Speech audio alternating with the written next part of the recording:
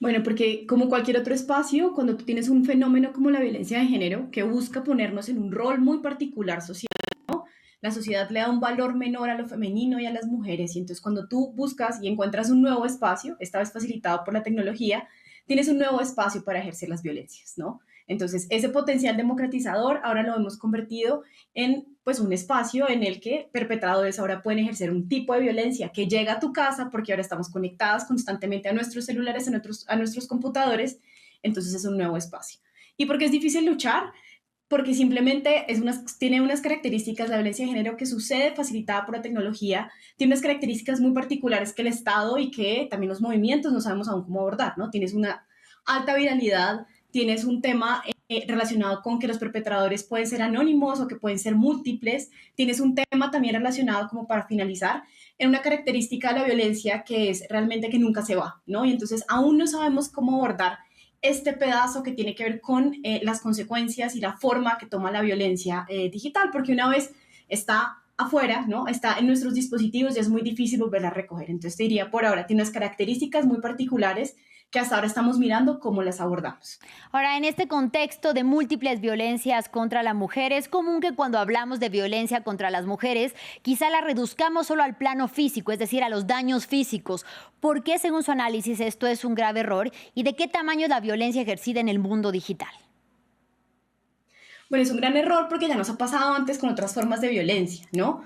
Ha sido una lucha de las feministas y de las organizaciones de mujeres tratar de que entendamos que la violencia no solo es un ojo morado, sino que también es la violencia emocional o la violencia económica, ¿no? Entonces el nuevo reto, ¿no? Y es empezar a ver cómo la violencia que sucede en nuestros dispositivos también es real. Puede que no tengamos a nadie enfrente, pero tiene unos impactos decididos y esos impactos además son mucho más graves cuando se trata de las mujeres, ¿no? Entonces vemos que, por ejemplo, mujeres políticas o mujeres periodistas tienen que empezar a usar seudónimos, tienen que dejar las redes sociales y esos impactos son reales.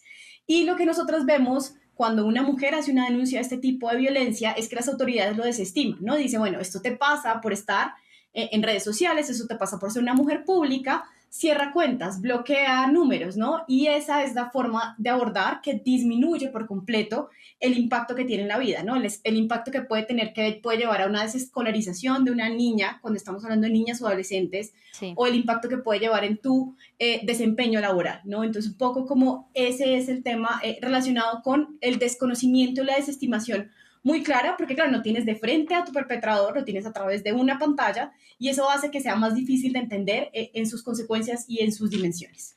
Ahora, según la ONU, la violencia digital contra las mujeres, incluyendo también a las niñas, aumenta con mayor rapidez. ¿Cómo afectan otras problemáticas sociales como, por ejemplo, el racismo, pero también la pobreza, en los actos de violencia digital?